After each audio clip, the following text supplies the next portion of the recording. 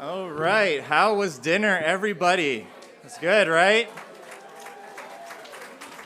The mac and cheese for me, it's been a while since I had mac and cheese, and that was pretty perfect. So could we just give an extra shout out, extra round of applause for Sterling and Mike and their staff? Thank you all so much, it was delicious.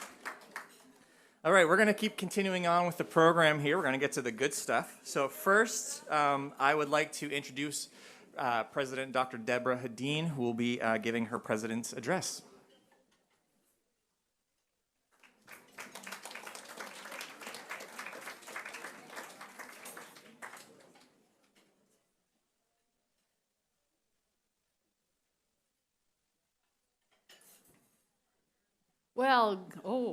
I'll back up a little bit. Well, good evening, everyone. We are so happy to have you all here back on campus for this special event.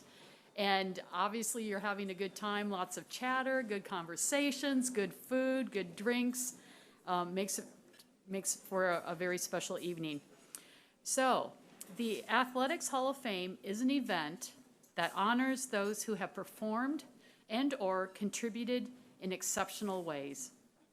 These individuals are leaders who are passionate about athletics, determined and driven to help their teams win, and exemplify a mindset that is disciplined to practice and compete at consistently high levels. The 4 inductees this evening have made valuable contributions to the sport of athletics. They have won national championships and received recognition and awards during their athletic and professional careers. Athletics plays an important part of a student's experience while attending university. The University of Maine at Fort Kent is incredibly proud of these 4 individuals who will be inducted into the Athletics Hall of Fame this evening. Your legacy will live on at UMFK for making a difference, for pushing the boundaries and exceeding expectations, and for giving of yourself. We thank you and honor you. Thank you.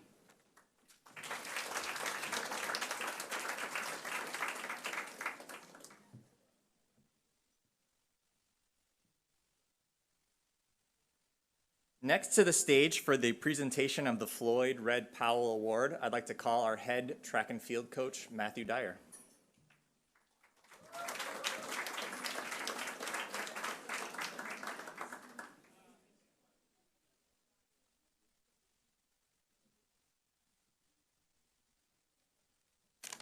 Good evening, everybody.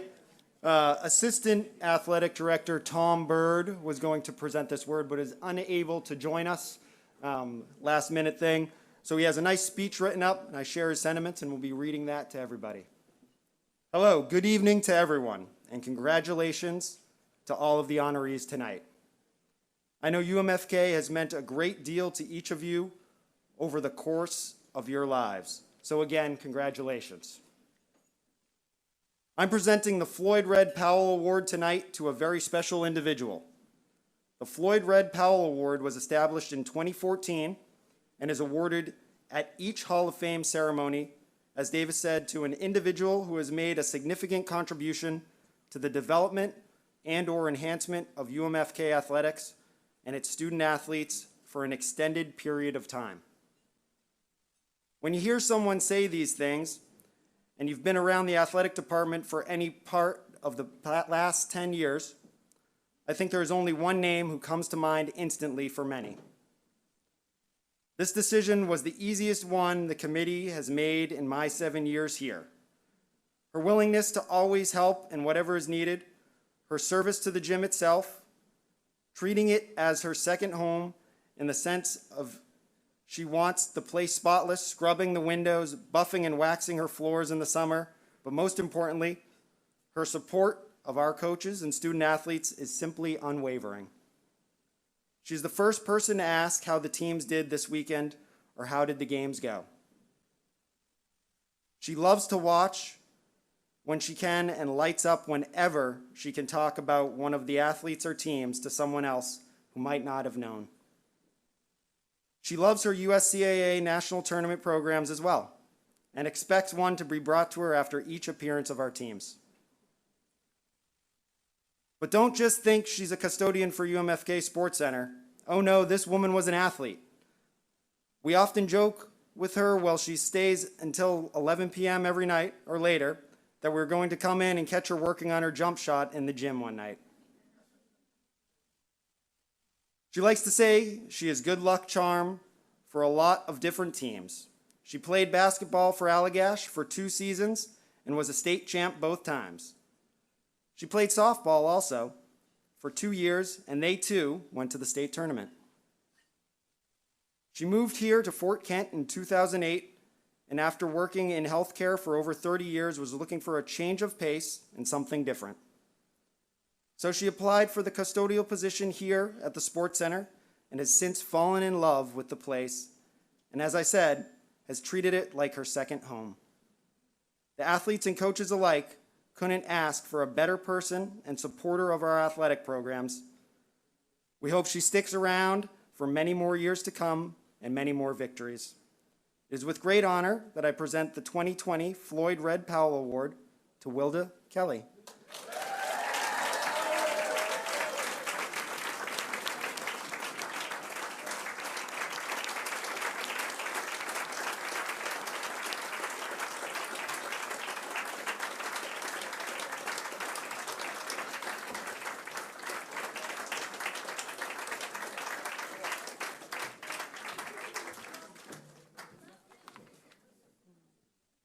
Wow, thank you for that standing ovation. I want to thank everyone. I feel so honored to receive this award and to be here tonight with all of you. It has been my great pleasure to work with each and every one of the staff and students here at UMFK. As you all know, the gym is my building. It's my second home. And isn't it amazing with the new renovations that they've done? 11 years has certainly flown by.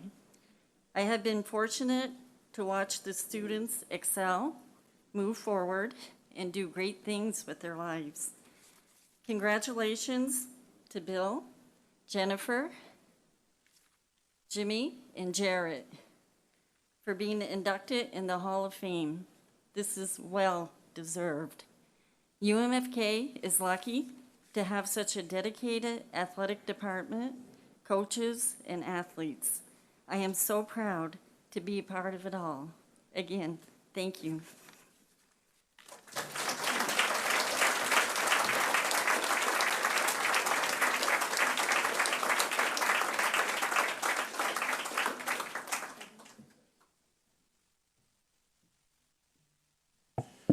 It's going to be hard to follow up a legend like that, but we're going to try with 4 more. Next, I would like to call to the podium Mr. Wolf Koch, who is going to induct our first new member of the Hall of Fame.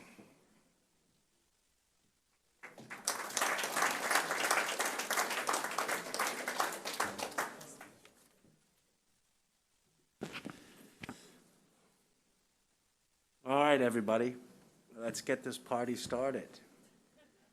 First of all, good evening to all Hall of Fame inductees, the Ashby family, distinguished guests, and Bengal Nation overall. It's my utmost honor to speak tonight on behalf of my great friend of 36 years, Bill Ashby, as a small part of this most excellent evening. You heard right, 36 years, and it did not start all too friendly for one of us on a rainy, gloomy Saturday afternoon in Machias, Maine. And I'm quoting one Larry Mahoney of the Bangor Daily News, who wrote the following article with this headline: Bengal men stop UMM by 3-2 count. It goes as follows: Jim McCluskey's goal of an assist from Wolf Koch, thank you very much, with 20 minutes left in the game, lifted the University of Maine at Fort Kent to a 3-2 men's college soccer win over the host University of Maine in Machias here Saturday. Dave Morrow added a goal and an assist, while Mike Slowick netted a goal. Jim McCluskey recorded also an assist. El Saucier recorded 14 saves on 25 shots on goal. For the Clippers, Bill Ashby netted a pair of goals with Max McLaughlin and Chaz Nicholas assisting. Andy Early made 12 saves on 18 shots. I bet you guys I'm 100% correct when I say that Bill Ashby, also known as Offsides Ashby, scored one of those goals illegally, and maybe two. That day was October 7, 1985, the first time I met player coach Bill Ashby, and the rest, 36 years, as they say, is history. Bill was a junior, I was a freshman, and he would eventually get into the world of coaching a few years ahead of me, but the only reason why is because he's older than me. We went our separate ways for a couple of years, but our friendship grew as we became colleagues into the Maine men's soccer college scene in the early 1990s. Bill was at Husson, and I started my career here at UMFK, and as fate would have it, UMFK played at the Husson Invitational to start the season that year. The Bengals were pitted against St. Joe's from Vermont in the first game, my first game as a head coach. The game went well. Bengals won 6-3 in overtime. However, we had a red card that caused me some discomfort, and I ended up tossing some metal chairs that were serving as benches into the draining ditch behind us. But hey, the Bengals won, and I was so excited. As I was going into the ditch after the game, taking the chairs out, up comes Bill Ashby. And in his typical dry down east approach, he said to me, "Hey, you ever hear Bobby Knight?" And before I could respond, Bill continued, "Well, you ain't him, bub." Trust me, that limited my excitement rather quickly, and that comment has stuck with me since. Moreover, he didn't even congratulate me on my first win as a head coach. But ultimately, a valuable lesson was taught to a young coach. You be who you are, be yourself, and don't be an idiot. Our mutual careers took us to other institutions of higher learning throughout the state. Maine Maritime for Bill, UMaine Machias for me. We competed against each other twice a year, yet our friendship grew stronger and stronger off the field. Bill brought me onto the State of Maine Olympic Development Program while he was the director of coaching for Maine. One of those ODP events was the team camp at UMaine in Orono. Making a long story short, I caught two guys smoking weed in their room after bed check. The distinct smell coming from their room, I pulled them out of their room, called Coach Ashby, and woke him up at home. Why was he at home that evening? We don't know. We had our suspicions. Why was he not at camp, Pam? The question now was what to do with the dope boys. Call the parents at 1 a.m., having them come to Orono from the Portland area, wait until the morning. In true Ashby fashion, call the parents now. Tell them to get the boys and take them home. They'll be fired up, and those boys will never forget that lecture. Everybody knows that little chuckle at the end, a true Ashby trademark. Unfortunately, my coaching adventures concluded in Maine, and we moved on to Rapid City, South Dakota during this time. Bill had also revealed that his time at Maine Maritime could possibly be ending as well. But no matter what, we talked to each other and said we would stay in touch. Did we ever? We were not even established in Rapid City when I got a phone call from the athletic director at the University of Mary in Bismarck, North Dakota, asking me if I knew anyone who could coach their men's team. Sure, Bill Ashby. I put the two in touch, and the rest is history, and the battles continued for 4 more years, from Maine to the Great Plains. Here we go, again, battles they were. There was a nasty history between the two universities stemming from times prior to our arrival, and that spilled over. Even Bill and I got into it several times during the games, even once in my office after a playoff match. By the way, we won it. But hey, that is competition, but more importantly, though, friendship survived, and that was the ultimate goal. Bill did a fantastic job at Mary, but all good things come to an end as he moved on to Pressure University in Owensboro, Kentucky, Within weeks of his departure, the university I was at cut athletics. My first call was to Bill. His response was short, brief, and to the point, as always. Let me make some calls when I call you back. He did, with a name and a phone number to Spring Hill College in Mobile, Alabama. Could it be the Maine Mafia together again in the Deep South? As they say, the rest is history. Battles continued for a couple more years in the South, but the friendship grew stronger. Coaching conventions, family Thanksgivings, recruiting trips, and now fly fishing. Ultimately, Bill found his calling here at UMFK. His success as a director of athletics and men's soccer coach is unprecedented. He put UMFK on the map of college soccer, and all of us who played soccer here before are tremendously proud to be associated with the UMFK soccer program. However, and more importantly, Bill is a man of character. He's very loyal, he is honest, he speaks his mind deliberately and in a manner that makes you think. He may ruffle feathers at times, and the truth can bother some people. College athletics and coaching in particular is a difficult environment.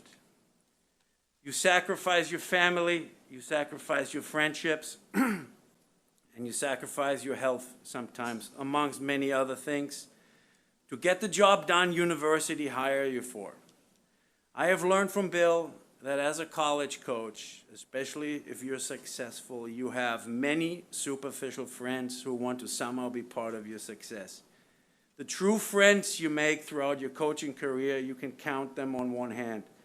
They are the ones you can ask for advice, the ones you can ask for help when things don't go your way, the ones you spend Thanksgiving with, the ones you go fishing with. The only regret I have throughout this journey is that we never got to work together, and I think that could have been dangerous to a lot of opponents. I'm standing here humbled, honored, and proud to be your friend, and congratulations on your Hall of Fame inductions. Go Bengals.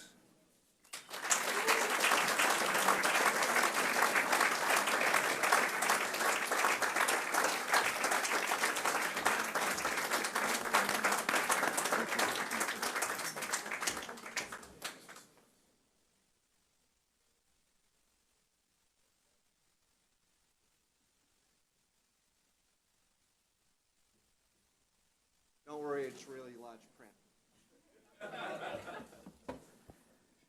Thank you, Wolf. Thank you, my true, dear, loyal friend. You humble me also. You know, most of those stories are true about Wolf, and maybe the goals were offsides, but they still counted, all right? So what you just witnessed is one of the great positives of college athletics, the opportunity to build friendships. Coach-coach, my relationships is the essence of college athletics, the building of a lifelong friendship, one I am proud to have to this day and will continue forward with. Congratulations to the Red Powell Award recipient, Will DeCali, the surrogate mother of scores of student athletes at UMFK. Jimmy, Jen, Jared, my congratulations to you as well. These three selections are special to me. Their contributions to Bengal athletics took place during my watch as AD at UMFK, which is truly exceptional for me. I am proud of your athletic achievements and extremely proud of the people you have become. I was speaking to Jerry last week about the Athletic Hall of Fame speech, and he asked me, he says, Coach, how long should it be? I said, well, Jared, you should take the time to say what's important to you. But that being said, Jared, I've been at many, many, many presentations, and at no time I have ever heard anybody say, man, I wish that speech was longer. So with that in mind, I'm going to take about 12 minutes of your time. 1 minute for every year I served UMFK and as athletic director and head soccer coach. So go ahead and set your watches. Let's see what happens. So the first thing I must do tonight is acknowledge that I have been carried here on the shoulders of giants, delivered here to this altar of honor by the efforts and hard work and perseverance of others. Emilyn Jacoby, Damian Stone, Barrington Blake, Keith Williams, Donnie Sumala, Andre Anderson, Mike Charette, Jared Phillips, the 2008 men's soccer team, and the most successful coach in USCAA soccer history, Lucas Levesque. All Athletic Hall of Famers. They are UMFK athletic icons and legends without end. The fact that I am the beneficiary of efforts of others is not lost on me. There are not enough words to express the sincere appreciation for the Herculean efforts of hundreds of student athletes, coaches, and staff during my tenure at UMFK. I'm going to ask an old friend. Some of you know him, some of you don't. Some of you will have to explain who this guy is. But Mr. Rogers is going to tell you how I feel about my honor tonight. Oh, it's a beautiful night in this neighborhood. So many people have helped me to come to this night. Some of you are here, some are far away, some are even in heaven. All of us have special ones who have loved us into being. Would you just take, along with me, 10 seconds to think of the people who have helped you become who you are? Those who have cared about you and wanted what was best for you in life. 10 seconds of silence. I'll watch the time.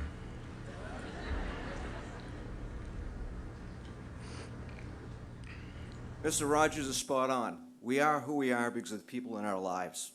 I've had so many great people helping me in my life's journey, an incalculable number of people.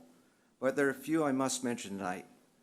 I could take my entire 12 minutes naming people to thank who helped me along my journey here at UMFK and the contributions that they helped me with. To all the athletes who allowed me to help them in their UMFK journey, it was my honor. I thank you for the great loyalty. I brag on you constantly and use your examples of success to inspire a new generation. A big thank you to John Murphy, Lisa Mishu, Luke Levesque, Lonnie Netto, Don Raymond, Onuki Samuels, Leo Trudell. My counterpart in establishing this Athletic Hall of Fame, Terry Kelly, and our dear departed friend, Eric Workin. You made my time at UMFK memorable, enjoyable, sometimes frustrating, but always entertaining. UMFK and the community of Fort Kent is special to me.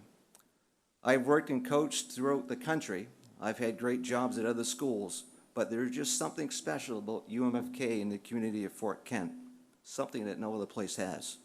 The people, sporting events, the special moments in time, I will not soon forget. I'm going to speak to you from the perspective of a coach tonight. Even though my induction is related to work I did as an administrator, but even as administrator, I coached. I coached my staff, co-workers. I even coached my bosses. John Murphy can tell you that. Coached them all the way. Coaches are asked to help people obtain a goal, and that's what I did. Coaching people is more than 9 to 5. Often the responsibilities are 24/7. Because a coach responsibilities are for the actions of others, the well-being of others, and the success of others. To say it's a stressful job would be a huge understatement. A profession where one puts their paycheck and career in the hands of 19-year-olds. Now that's stressful. Stress even ends up in the coach's home. In 2010, my team was riding a 21-game unbeaten streak, won the Potato Barrel over Umpy, won the Sunrise Conference, won the USCA national title, had advanced to the Sweet 16 of the AI National Tournament, where we had a day when things just didn't fall into place. By any measures, a great season. Yes, bite those fingernails over there. Once back to the hotel, I call home. I call my number one supporter in my coaching career. Well, Pam, the boys were a bit off today. Just couldn't find a rhythm. A long silence. Pam's response, well, I still love you. Hold on. You're saying our relationship depends on how well my soccer team does? Now that's pressure. When no one starts down the route of an athletic career in coaching, there should be a PSA warning, a warning of the colossal amount of time that will be dedicated to others. That time needed has to come from somewhere. Where does it come from? The family of the coaches in this room know tonight all too well where the time comes from. It's sacrificed by the coach's family and loved ones. My success as a coach of people is directly related to the sacrifice of time made with my family. There's a big bill to be paid when one is a coach. And I want to thank my wife, Pam, my children, Jackson and Kennedy, for paying that bill for me. Please know, our loss of time together helped change the lives of countless people. Your efforts and dedication to my career has brought people from the darkness to the light, lifted people from poverty, saved lives, and made the world a better place for all of us. My sincere thank you to Pam, Jackson, and Kinney for allowing me to be the person and coach of people I needed to be. Kinney is attending University in Montana, hopefully watching, but Pam and Jackson, please stand and let me publicly acknowledge your contribution to my career.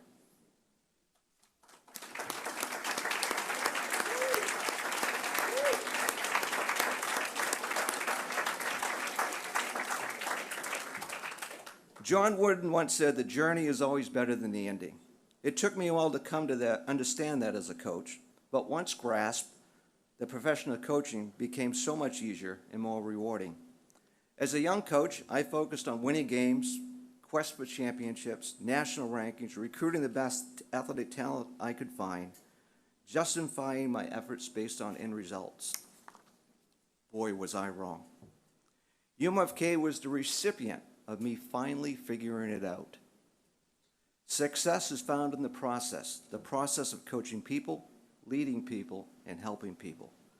Coach the person first, teach the sport second is the formula for my success. Use the platform of sport as a vehicle to teach life lessons.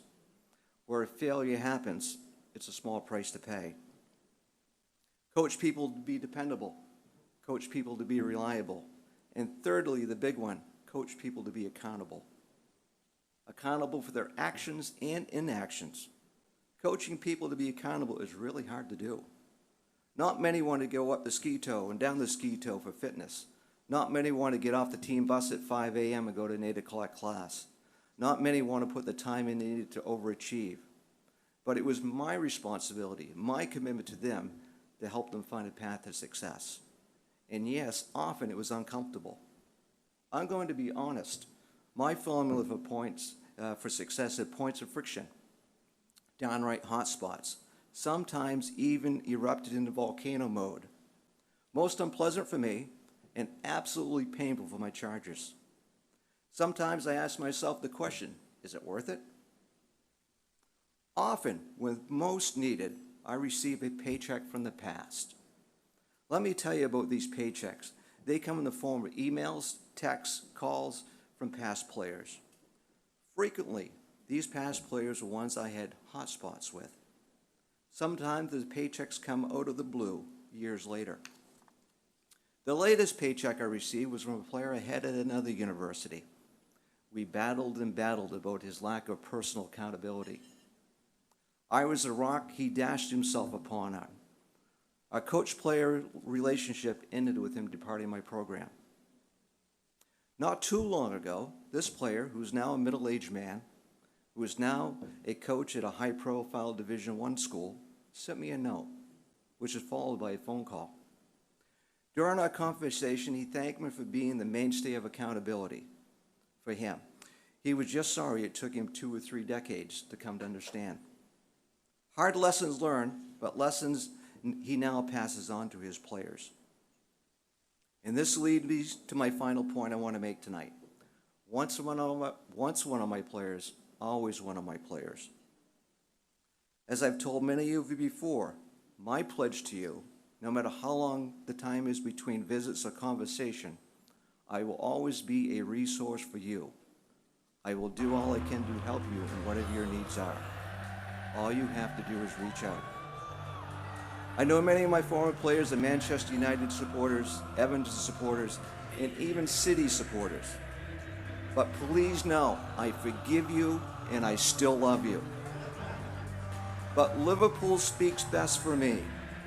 As long as life lets me stand on the soccer pitch, you will never walk up alone. Thank you.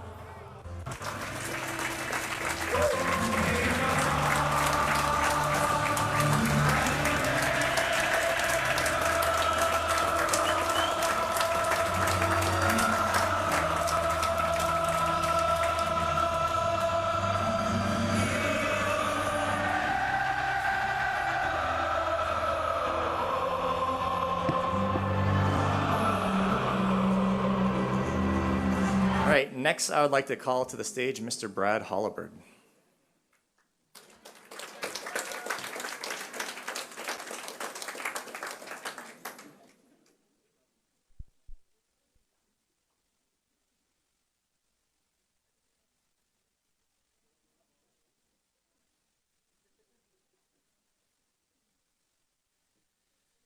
Well, here we are. And I think my speech has changed 10 times since I've been here tonight. Just because seeing everybody, and I can remember, I'm here to introduce Jennifer Culpitz into this class of the Hall of Fame. Well-deserved, and of no surprise when I saw her as an inductee. I can remember seeing her on a piece of paper, wherever it was, being inducted, and thinking to myself, that's no surprise. And then when she asked me to do this speech, I immediately felt privileged and honored. And immediately said I would do it, of course.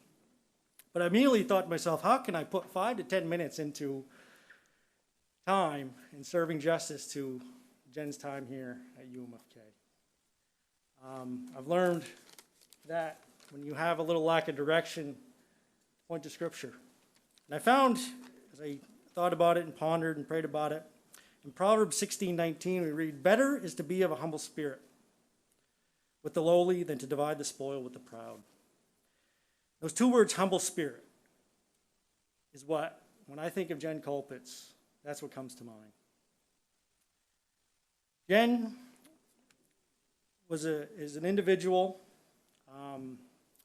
I was the athletic trainer here from 2010 to 2014. I cherish every moment of it. I take so many things away from my time here at UMFK. Coach Ashby giving me the opportunity to do that. UMFK giving me the opportunity to do that. And tonight we celebrate that. Tonight we remember that. And as I look around the room and I'm reminded of faces and those that I worked with, I just, it's almost like I got to end my speech because it just is such a powerful culture that's here at UMFK. And this is coming from an UMPI grad that played soccer that could actually record some wins against UMFK programs. Coop and those in here, I don't think you were there yet, but anyway, I think you were. But it's such a culture here that even being an UMPI grad, that you immediately come into the fold of UMFK and are welcomed. You are come into not just a winning culture, but a professional culture. To do things right. What Coach Ashby just talked about brought me back to how he supervised me as my boss. And that, to me, the takeaway tonight for me would be that. The things I cherish, but we're here to cherish, and I cherish the opportunity that I got here to meet Jen Culpitz. In that humble spirit. I could stand up here and talk about the accolades and the awards she tallied while here. Her two-time Female Athlete of the Year during a time when it was a star-studded list of female athletes. She was a two-sport athlete, playing soccer and basketball. And I thank her tonight again for giving me the opportunity to reminisce, prepare for tonight. Looking at old schedules, looking at old games, learning that she was also a double-digit goal scorer on an already established powerhouse of a national team that Coach Levesque had built. and being reminded of that. I reached out to Coach Levesque prior to, in preparation for tonight, and just to get a little bit more clarity on her path here and why she chose Fort Kent and why so many great student athletes chose Fort Kent. And he also shared with me that she could have been an accomplished softball player somewhere. But she chose Fort Kent. She maintained her academic level in a demanding program in nursing while keeping the demands of a rigorous athletic schedule. And UMFK kept that standard. I could talk about her stats. I could talk about the USCAA recognized her in so many ways. As a coach, especially in the beginning with this, I coached the high school level a few years prior, and when Coach Ashby gave the opportunity for me to coach the women's basketball team, I jumped at it. I thought to myself, great, I can coach college, don't have to worry about some certain dynamics at the high school level. What I wasn't prepared for was the certain dynamics that the college level brought. But Jen made it easy. She's an individual. I don't even like to even refer to her as a player. She's an individual that made it easy. She was a keel on the team she was on, and she provided that balance. And as an early coach, coaching at this level, we would schedule the hard teams, the Colbys, the Bates, the Bowdens in the state, but then we would look at the top 10 in the USCAA and look to schedule them. We had some good wins against some very tough teams, and we got to the USCAA national tournament a couple times, all on the shoulders of players like Jen. But when she was that balance, and as I was looking to build a program, and my time here was a blink of an eye in the period of time. You look around the room and look at the history of UMFK, and I'm proud to say that I was a part of that. Proud to be able to coach an individual like Jen. When I was looking to build that program, part of the deal here was, and Coach Ash would always say, the great thing about coaching UMFK is you have pretty much complete control of your program. Bad thing about it is that you have complete control of your program, all of the scheduling and all of the thing, but that was the hard work that Coach Ashby just was talking about. But recruiting was a big part. And we would play these tough teams, and we would compete with them. But I'd look at the molds that those players had on these other teams. They're all 5'9", 5'10", 5'11", 6 feet, athletic. They didn't really have one particular thing they did well. They were just athletic, and I thought to myself, they're a bunch of Jen Culpets. And I thought to myself, imagine having 5 Jen Culpets on your team. We had some good teams, but imagine having 5 Jen Culpets. So I could continue to talk about our stats, and as games would conclude and being on the bus or wherever it was, I was never big into individual stats for players, but I always look at the stat sheet, but I would always skip over Jen's name. And it wasn't because of what I wanted to see what she did in that game, but I just knew what she did in that game. She had her 13 to 15 a game. She'd drop her 25, 30 maybe on certain teams. She'd have her handful of rebounds, her handful of assists or steals. She had so many ways to score as a basketball player.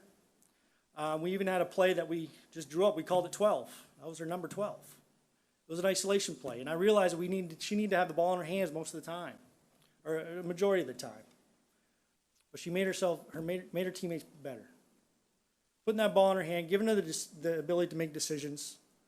And the memories I have of Jen is her ability to get to the basket.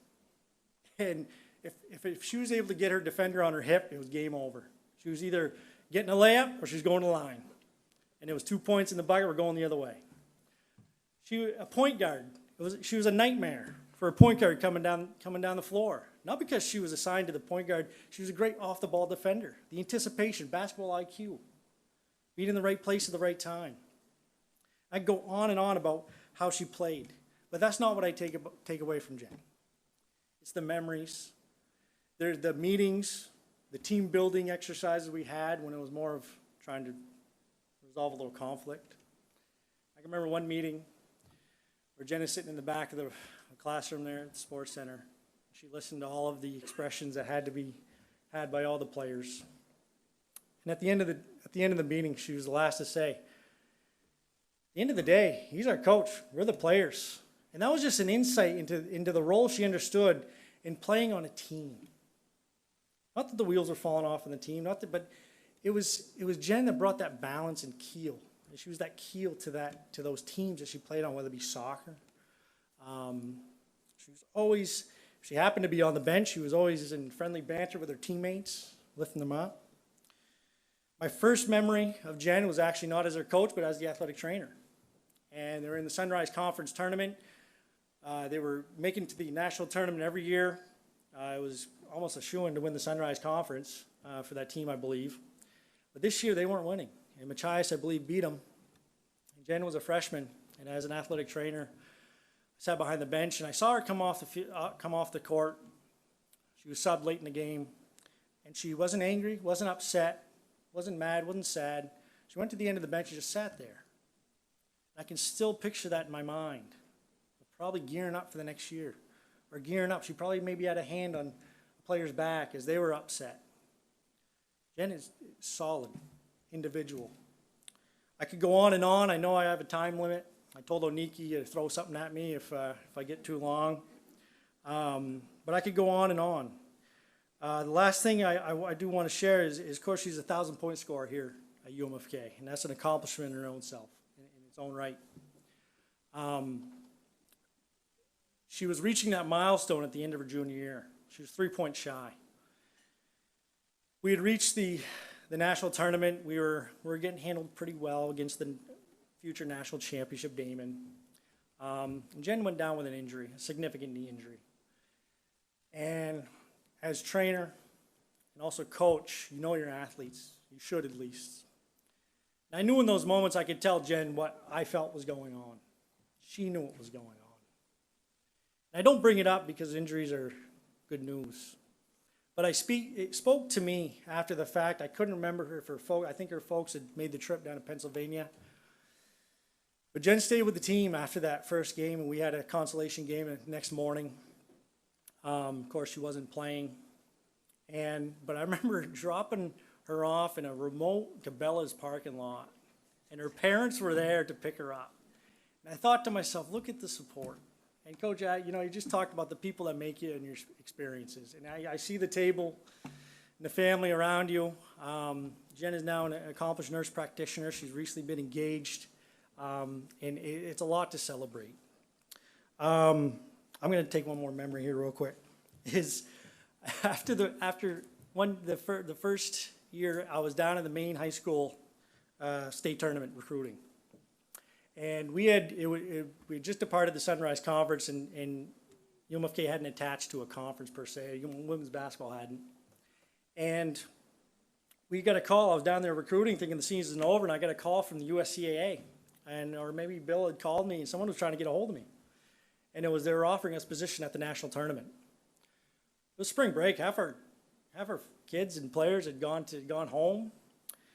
And I had to hang up the phone and say, I need to know what my players think. And Jen was one of the first players I called, and it was a no-brainer. Coach, we got to go. We hustled back to campus and got it on. I spoke with Taylor and a couple others, and lastly, the teammates that Jen have. I reached out to a few of them before tonight to see if they had anything to contribute, and they never got back. They said they would. They never get back to me, but they're here tonight, though. And that's the important thing. And I look at Taylor and Jen right there, and I got to say, I don't know if Jen could accomplish a lot on herself, but if there wasn't a Taylor Boucher there, I don't know if she could have done what she did. And that speaks to the teammate relationship she had with all of her teammates.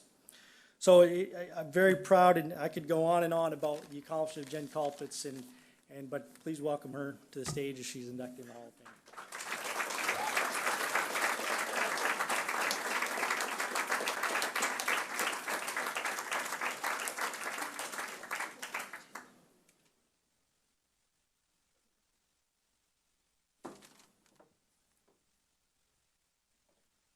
Thank you, Brad, for that speech.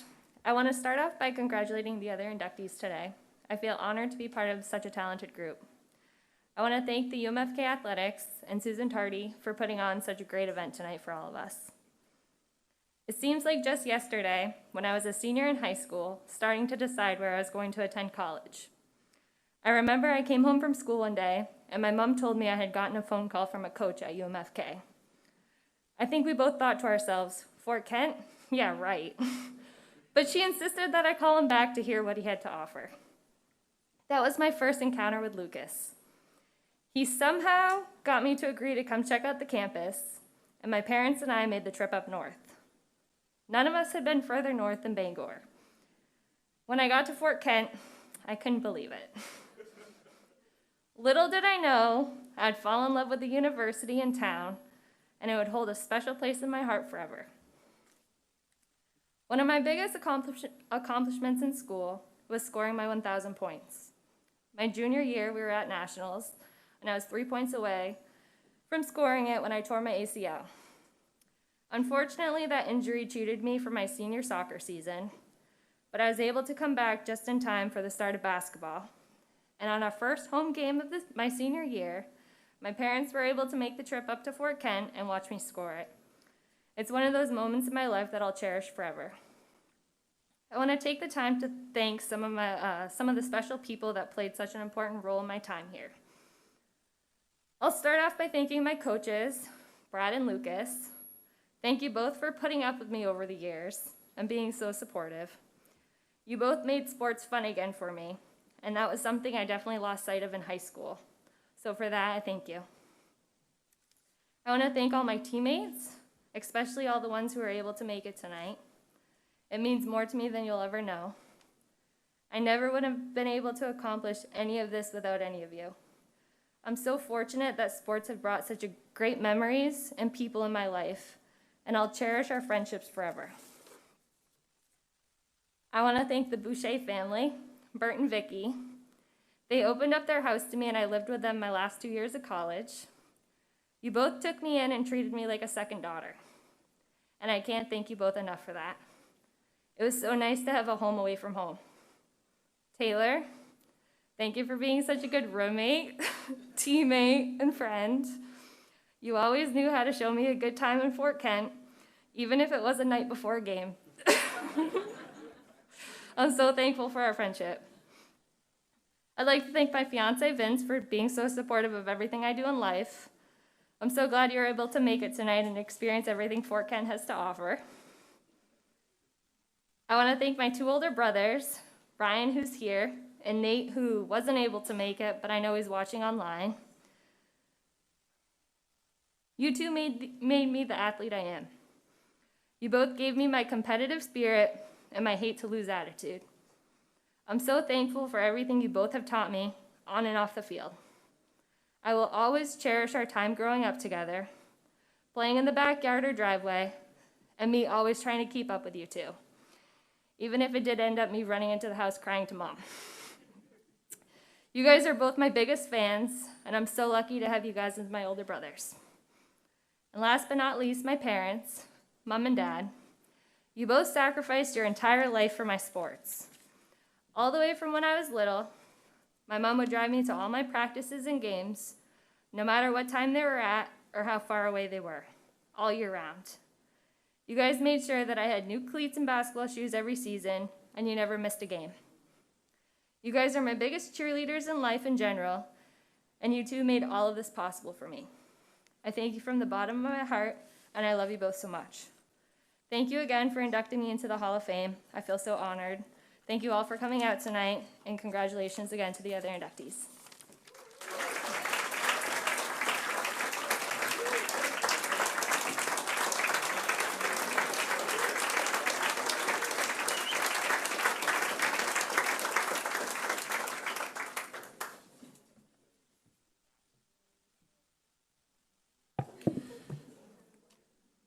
Next, I'd like to call to the stage Mr. Derek Cooper.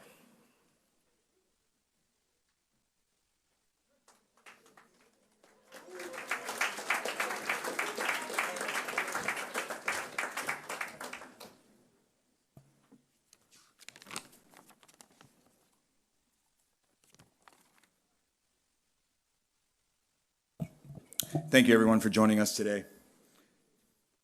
I'd like to start by thanking the UMFK Hall of Fame Committee, UMFK Sports Center staff, and Sedesco kitchen staff for making this special day a reality. Let's give them a round of applause real quick. Thank you. Congratulations to Coach Bill Ashby, Jared Phillips, Jennifer Colpitts, on being inducted into the UMFK Athletics Hall of Fame. I was fortunate enough to witness your greatness as well. Special congratulations to Wilda Kelly for receiving the Floyd Red Powell Award, and for her high school state champion, Lady Bobcats, getting inducted into the Maine Sports Hall of Fame. If you didn't know, Wilda was a baller back in the day.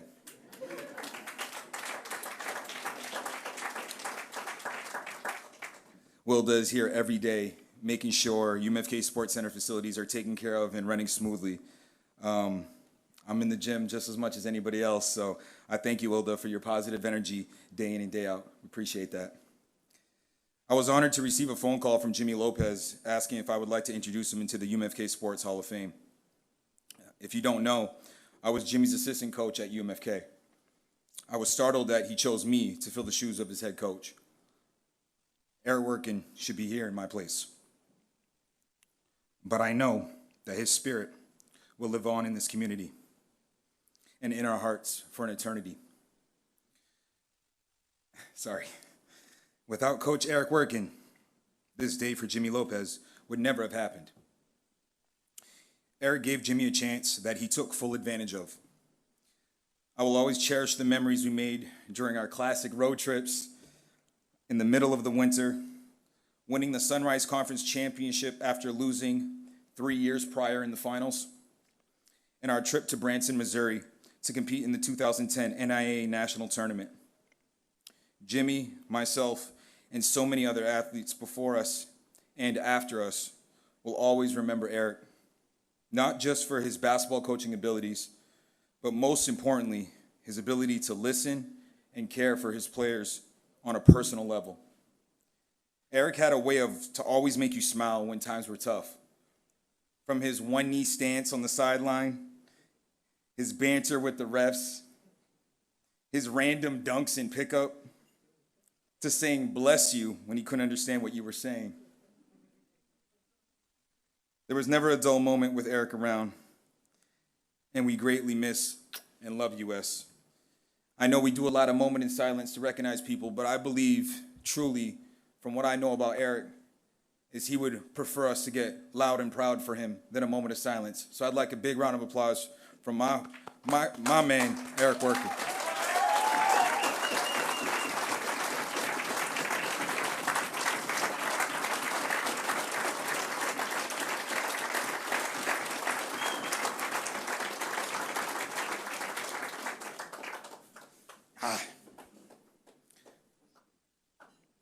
It's not easy for me to shed tears, folks, everybody that knows me, so that just shows you how important it has been, and he has been to me. And I feel like having all these guys back just brings it back. So everything's happened so fast with COVID. I feel like it's been hard to process things sometimes, right? Because we're so quick to figure out what we need to do next.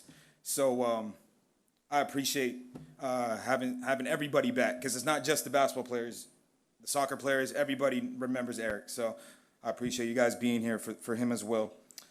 All right, the man I'm here to give love to, Jimmy Lopez, AKA J-Lo, AKA the Silent Assassin, AKA from all his Fitchburg boys from way back, Ping Ping. I remember Jimmy first coming to UMFK, adjusting to the long and intense winter season, as long as showing an appreciation for the safety and peace that a small rural town in northern Maine had to offer. Jimmy seemed to really appreciate the simplicity of the area. In the years Jimmy attended UMFK, he spent more hours in the gym than anyone I know. I could spend an hour regurgitating all of Jimmy's basketball accolades, but that's why they invented Google. Today, I'd rather shine some light on Jimmy the person and not just Jimmy the basketball player. Anyone that knows Jimmy or have heard of Jimmy Lopez understands that he is a sniper when it comes to shooting. making 363s in his career.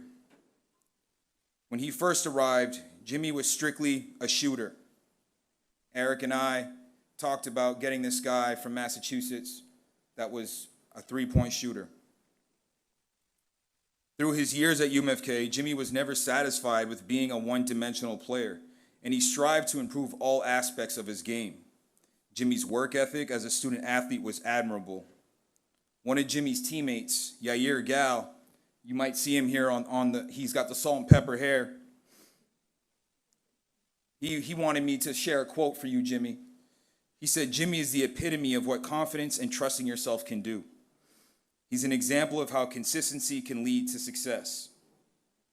Yair wanted me to thank you personally, Jimmy, for the many assists you were able to get him.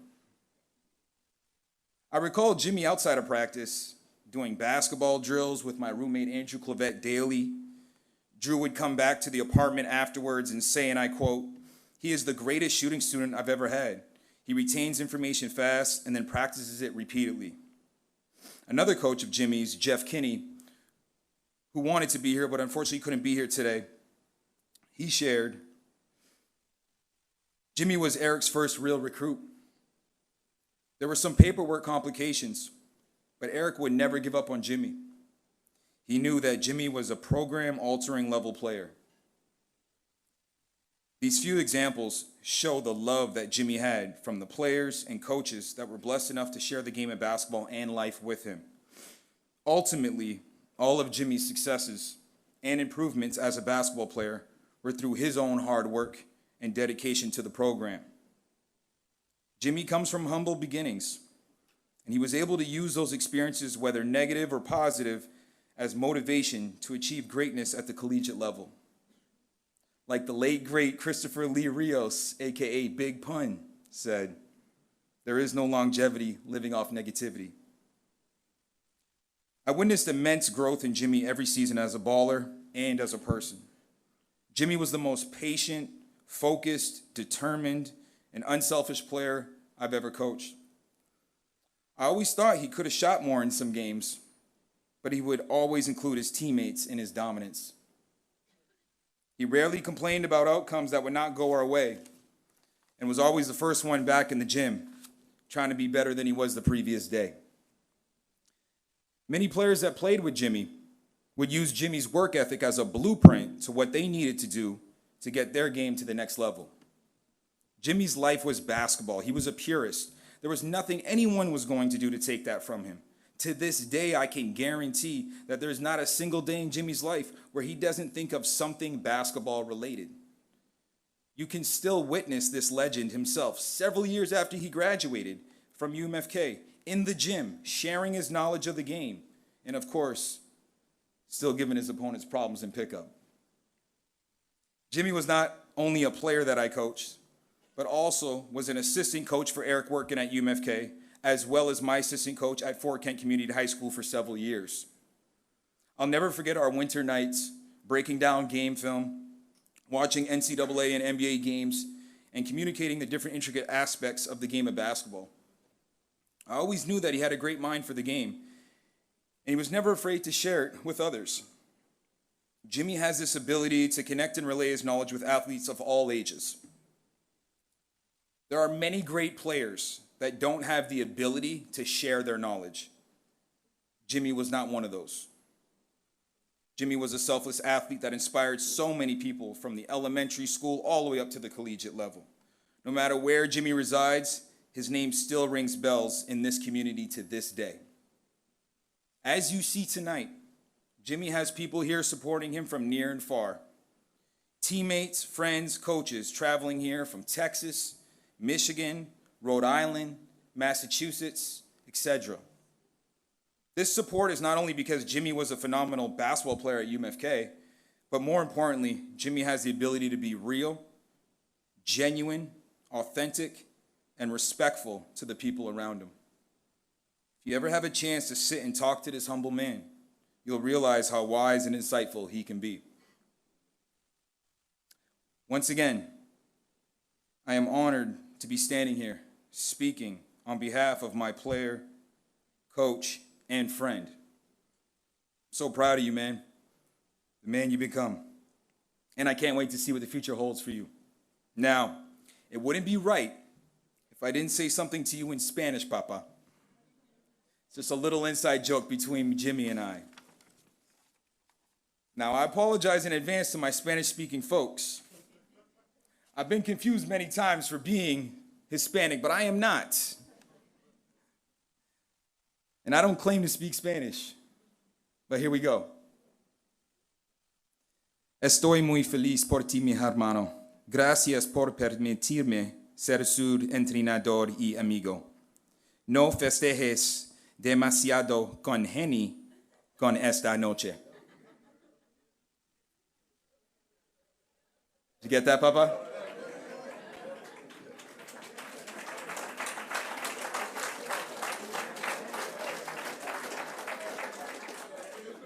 If you want a translation, ask me off the mic and I'll let you know. Now, anybody that knows me knows I've also been the voice of the Bengals for many years to come, so I think it's only good if I bring Jimmy up with a proper introduction. And now, starting at guard, 6'1", from Fitchburg, Massachusetts, Jimmy Jimbo Lopez.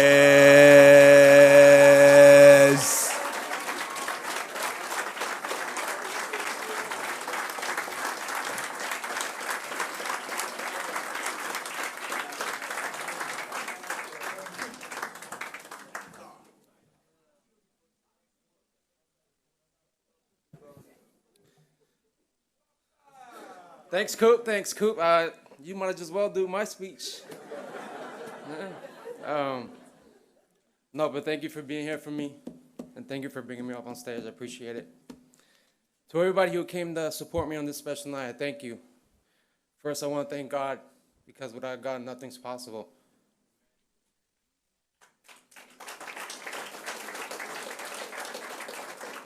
Second, I want to thank UMFK for selecting me to be inducted into the Hall of Fame. It's an honor to be a part of this family full of great athletes. This is the dream that I never dreamed about. All I ever wanted is just to play basketball, the one thing that always made me happy, and the one thing that I called life for many, many years. So I thank you, UMFK.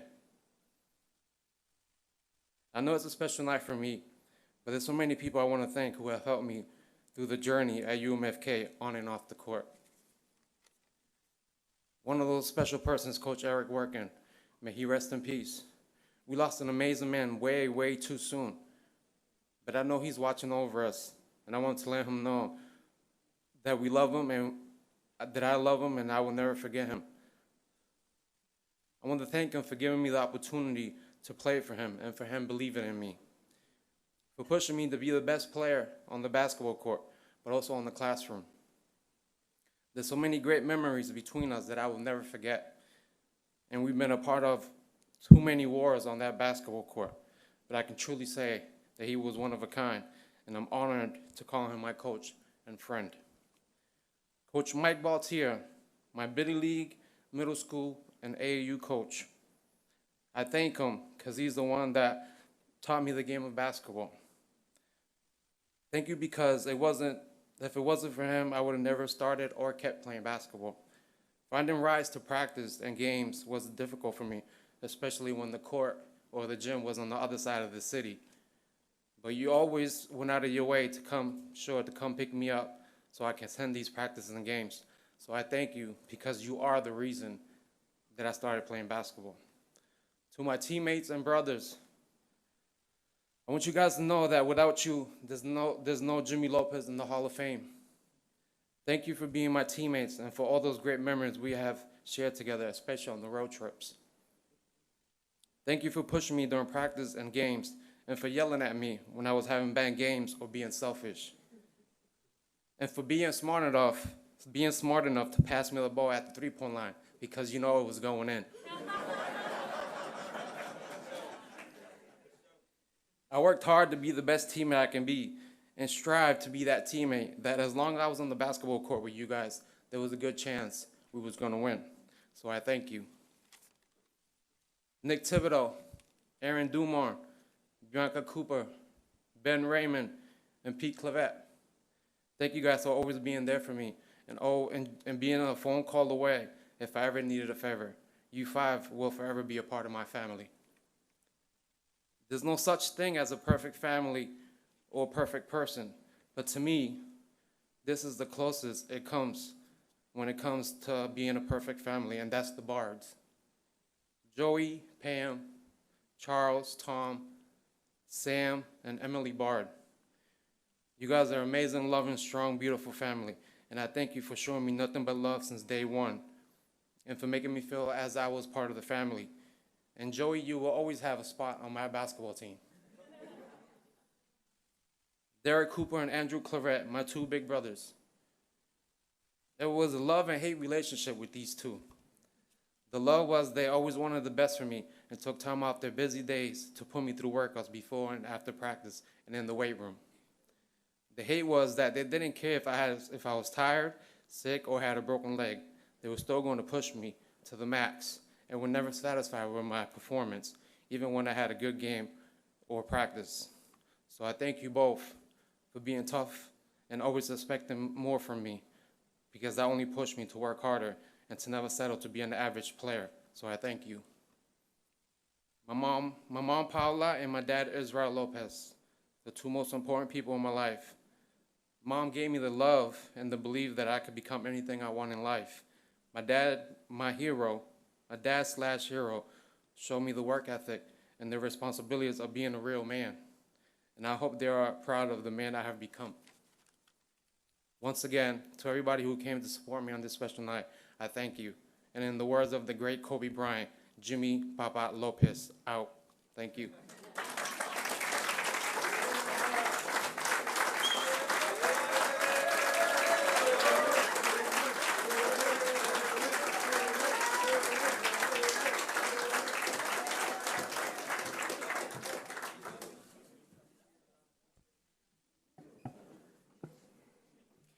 And finally, I'd like to call to the stage again Coach Bill Ashby.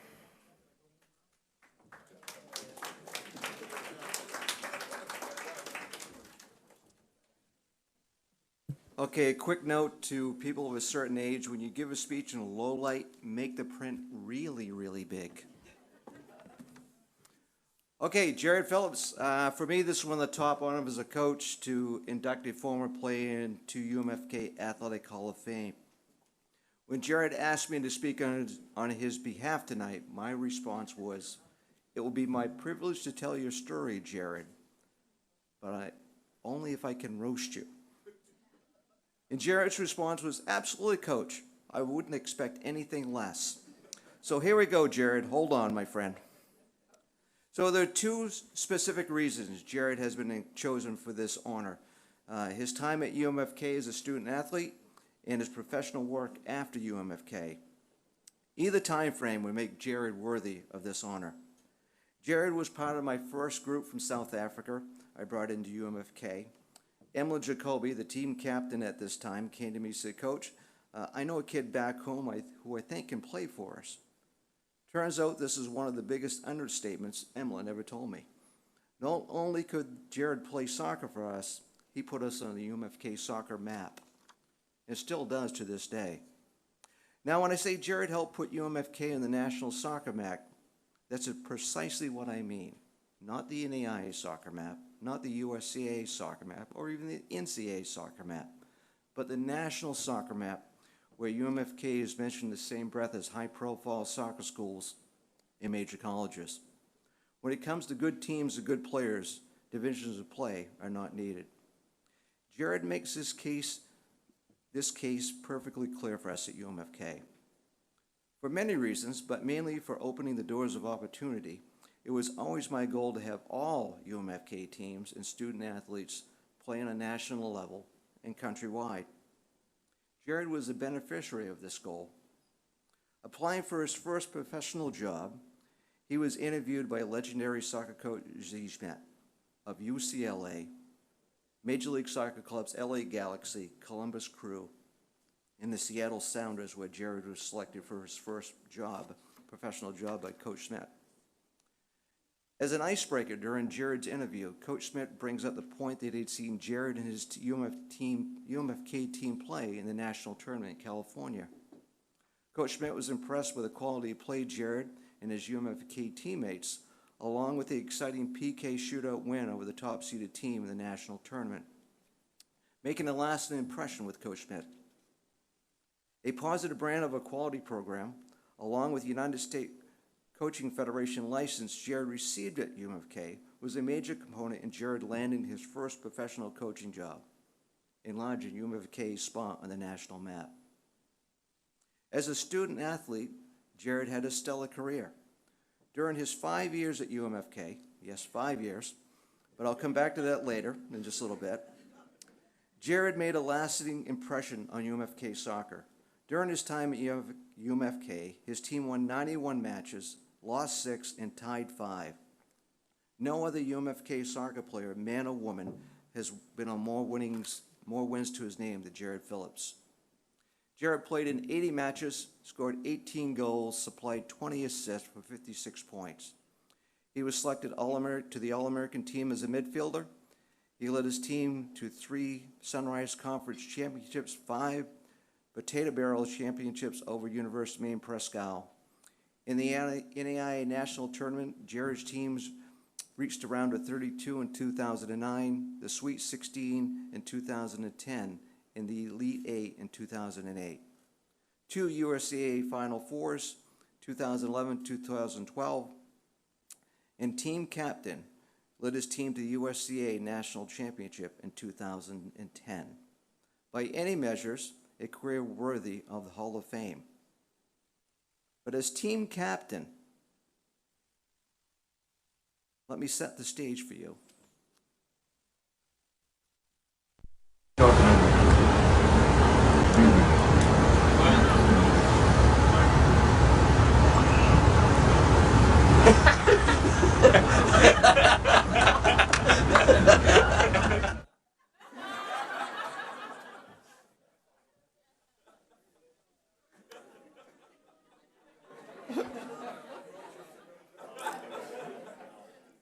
The old saying, a picture's worth 1,000 words, and it's undoubtedly true here. Well, let me explain this to you. What you see here is a man who is a compatriot to his teammates, an inspirational leader who led by action and word, a man who was loved by his team that he skippered. When I saw Jared could balance the tricky balance between being liked by his players, respected by his players, and a little bit feared by his players, I knew the man had the makings of a great coach. He has not disappointed. But there's more to Jared's story than his selection to the Hall of Fame. Let me go back to the first thing. Let me go back to the 5-year thing at UMFK. And no, it wasn't an academic problem. Jared is actually a pretty good student. He graduated with a 3.25 GPA with a degree in business management, along with a coaching minor. It was a season-ending knee injury that kept him here for 5 years. At the time, it was a tragedy, losing a top player of the squad, surgery and months of rehab, and pain. Not being able to play in a team of champions, and the agonizing decision to delay graduation or play 4 years of college soccer. But it turned out to be a positive, defining moment, opened another door of great opportunity for Jared. As Jared and I weighed the pros and cons of playing a 4th year or delaying graduation, it became clear the pros of playing a full college career outweighed. Time would prove this decision monumental. Never let a tragedy go to waste. Jared and I talked about his long-term goals. A career in business was secondary. Jared's true interest was in the field of exercise science and fitness. Jared and I decided we would put his coaching minor to practical use. During his year of rehab, Jared would assume coaching roles within the soccer program, where he would lead the team in fitness, strength, and agility, in conjunction with assisting me with the tactical and technical training of the team. This is the point where Jared distinguished himself as a leader of men and a man who had the tenets to be a professional coach. It was a pleasure to see him grow and to find himself as a coach. The next step for Jared was to go to grad school and obtain a master's degree in kinesiology and exercise science. As fate would have it, the University of Mary in Bismarck, North Dakota, a school I once coached at, had a master's in exercise science. I reached out to the coach, who was a former player of mine, and inquired about a grant assistant for Jared. And they had one open. Early I said it was fate. I truly believe it was fate. Here's why. If Jared had given up his 4th year of eligibility, the grad school position would not have been available at Mary.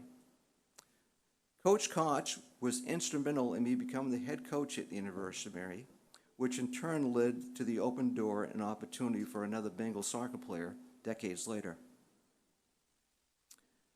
Grad assistant position secured, I brought Jared into my office and told him, hey, I've got a position for you at the University of Mary. I've stuck my neck out for you, and I've put my reputation on the line with one of my former players who's now the head coach. I need you to stay focused, be a great student, and a great coach for Coach Cook. Yes, Coach, well, I will, I promise. All right, Jared, I got one more thing to explain to you.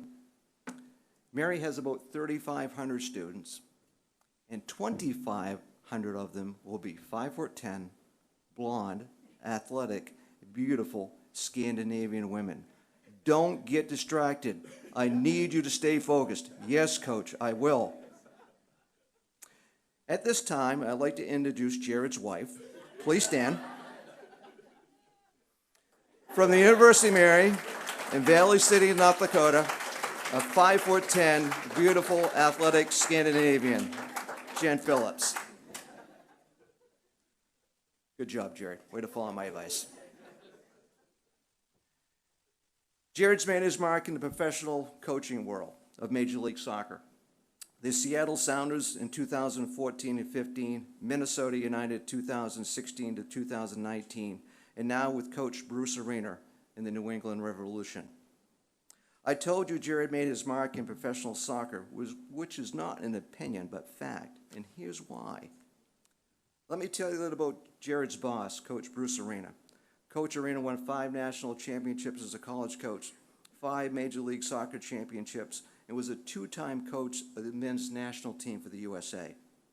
Let's just say the guy has experience in worldwide contacts. So who does Coach Arena call when he needs an exercise science coach? A man who has probably hit the pick of anybody in the world? Well, he calls Jared Phillips of UMFK.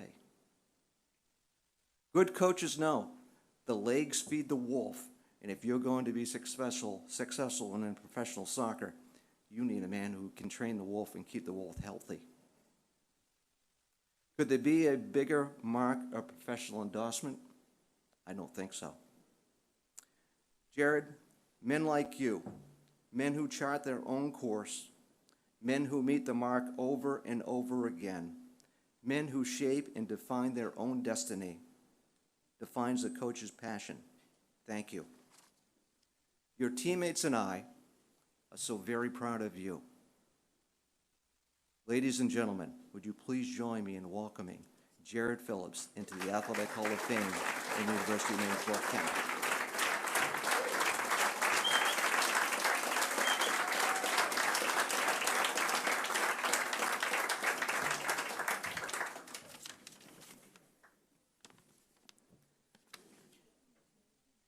That's quite an introduction there, Coach. Thank you. Good evening, everyone. It's an honor and a privilege to be inducted into the Hall of Fame.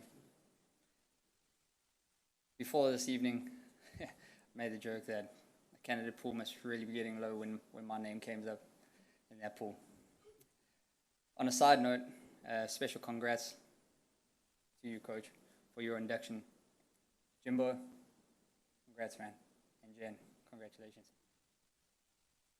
I was fortunate enough to either get to work alongside and or have the opportunity to see those three do their thing at UMFK during my time. And oh boy, looking back, those were some special moments. I always thought that I was half decent at throwing free throws until I arrived and saw those players like Jimmy and Jen tear it up on the court. That was a humbling moment. Jeremy, better not be laughing at me. In fact, the moment Emilyn Jacoby called me all those years back, I was at a friend's house shooting free throws, playing a game of horse. Let's just say this. That game of horse would have lasted a lot longer had it not been for that phone call.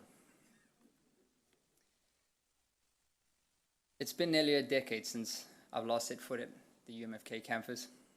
In the past few weeks, and the drive up through Massachusetts and Maine, a number of memories flooded my mind, not only of my time at UMFK, but also the months in South Africa before I finalized my move to the US. Some thoughts a good amount of you may be familiar with. That agonizingly long flight, which was only made that much worse when I arrived in Boston and they said, you got to catch a bus up to Bangor. And then when you get to Bangor, you still have another 3.5-hour drive. When I finally did arrive at UMFK, initially thinking, similar to you, Jen, this is it? And the next thought was, well, looked at Emilyn and said, where's the rest of the school? Where's the rest of the town? It was quite a change from Johannesburg, South Africa, I'll tell you that much. Seeing the price of on-campus housing and happily willing to move into Crocker Hall. Later, after a couple of weeks, just enough time for all common sense to go out the window, we made the trip over to the lodge. And we convinced ourselves, man, this is just a little bit more expensive. We can do this. Hey, add this to our tab that is just getting longer and longer. That Mountain Dew soda machine over there in the corner, oh my gosh, was that heaven. To this day, I don't even think that I've looked at a Mountain Dew. Along with that Subway on the corner, I don't think I've eaten Mountain Dew Mountain Dew and Subway since the day I've left. Getting back to 2008. 2008 was one of my most memorable and favorite years at UMFK. We had a terrific team. We gelled really fast as a group. We trained hard, and we played even harder. We studied hard-ish, and we partied hard. We also never partied till after 11 p.m., right, Coach? It's safe to say he was more aware of our shenanigans than he let on. Let's just leave it at that. Standing up here tonight wouldn't feel right if I didn't give a special mention to a number of my teammates that made my time at UMFK so memorable. Emilyn Jacoby, our 2008 and 2009 team captain. Between him and Coach, they basically made all of this possible. My gratitude to those two span further than both of them can imagine. Spence Jacoby, another fellow South African who was a rock star at outside back in our early years. Before being converted to a successful center half, we were inseparable, and I owe a lot to him because he just brought home that much closer. Damian Papa Stone, the old man and the general of the group. He was truly the glue that kept many of us knuckleheads grounded, well grounded. When Damian would pipe up from center back and say, boys, we got to get our heads out of our asses, it typically led to a fairly immediate response from the group. Gio, an unbelievably talented goalkeeper. In fact, some say they're still looking for some of those soccer balls from his goal kicks out in the forest. Uru, Oniki, to this day I still wouldn't go into a 50-50 tackle with you, not even with a suit of armor. Uru, Alex, Jermaine, Shorty, and the rest of your staff. You're doing some amazing work out here with your players. They may or may not realize it, but one day they'll understand and appreciate what kind of opportunity they had when they suited up for you to play and study at UMFK. Barry, between Barry, Oniki, Damien, and Spence at the back, I'd be hard-pressed to find a better back line in those years. Those four NGOs sure did bail us out of many situations. Wally Stewart, there are many talented players that have come through UMFK, and I would rank Wally up there with some of the best of them, hands down. The toughest part about college soccer that we all know is that after 4 years, your time is up. He's one of those guys you would have liked to see get given time at a higher level. Westy, there you are at the back. Your pants may have gotten a little tighter over the years, my friend.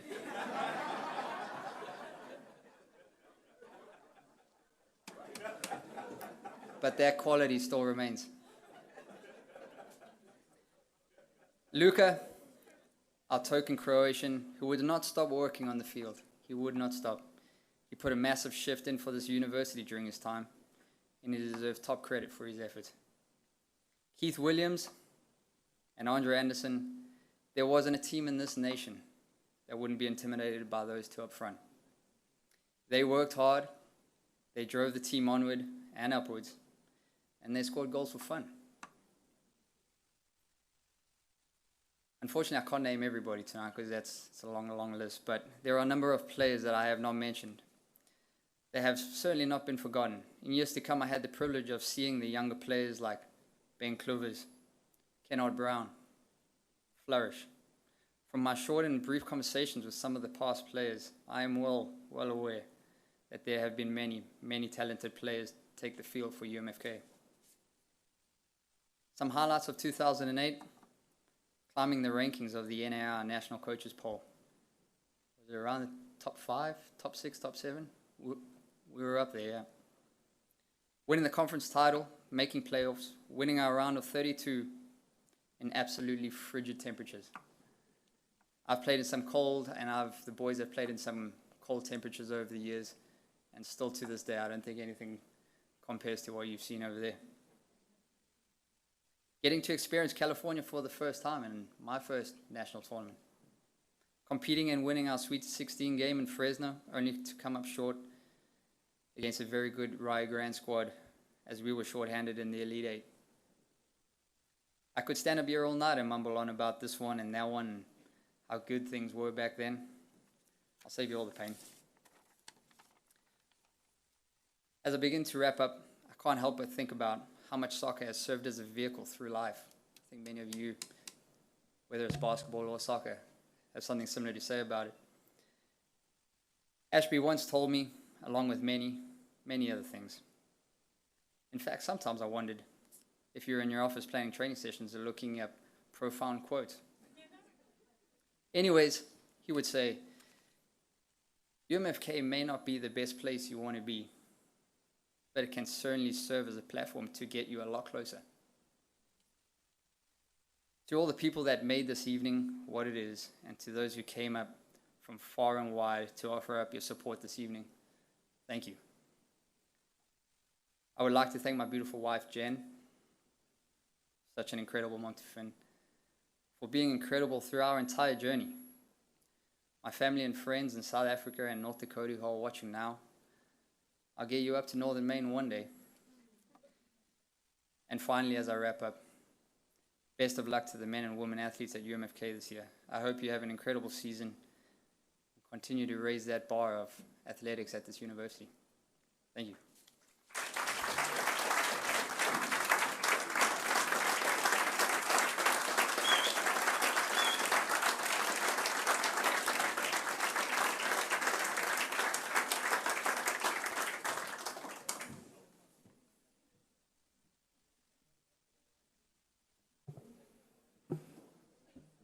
Well, I just want to thank you all for attending this evening. It was a great night of laughs, memories, stories, from the past and for our future athletes. Like we said earlier, UMFK athletics is a huge part of many of our lives. Like Coach said, I think many of us in this room wouldn't be the people we are today without UMFK and this family that we have from all over the world. So I just want to say thank you all again. Continue to give your support. Share the UMFK name, share the UMFK love wherever you all may go after this, and I hope you all have a great evening.